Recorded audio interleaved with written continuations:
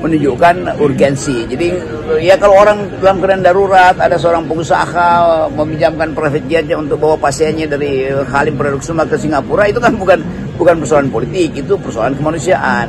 Tetapi kalau ada seorang pejabat menggunakan private jet, pertanyaannya dari siapa? Nah, di situ muncul teori konspirasi itu atau teori konsesi itu. Jadi harus dengan tegas dipisahkan antara isu publik dan isu privat. Isu publik itu menyangkut pejabat publik, isu privat itu nggak ada urusan.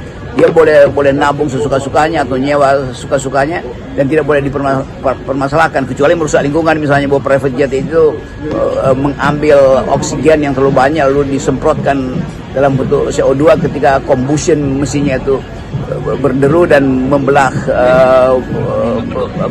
ozon, itu boleh dipersoalkan secara ekologi, bukan dipersoalkan secara politik. Tetapi dalam kasus Kaesang itu dipersoalkan secara politik. Jadi apapun harus kita dorong KPK supaya taat asas bahwa setiap orang yang diduga potensial money laundering, potensial corruption, potensial memanfaatkan jabatan, potensial abuse of power harus bisa didatangkan dengan prinsip habeas corpus. Itu prinsipnya habeas corpus, artinya bawalah si tersangka itu ke dalam sistem peradilan supaya tidak terjadi misconduct di dalam penegakan hukum. Jadi sempurna sebetulnya kalau Kaesang mengajukan diri lebih awal untuk datang ke KPK, kan itu penanda buat dia nggak ada soal. Tapi kalau Kaesang misalnya lagi cari alat alibi misalnya dengan menunda tiba di KPK karena nyari lawyer dulu, itu juga satu petunjuk bahwa ada hal yang hendak disembunyikan. Jadi protes yang dilakukan oleh netizen dan civil society ini tidak bisa disalahkan ya, karena kan mereka ini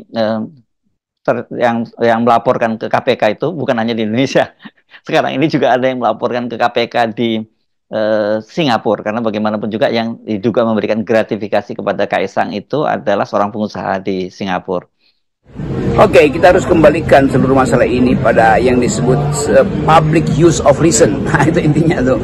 Jadi akal itu digunakan oleh publik untuk menilai apakah satu peristiwa yang menyangkut nama-nama selebritis ini, selebritis dalam bidang politik terutama, itu bisa dipermasalahkan secara publik atau sebetulnya kasusnya adalah kasus privat tetapi punya efek pada publik. Kan itu intinya kan. Jadi saya pakai istilah tadi itu, penggunaan akal sehat publik, the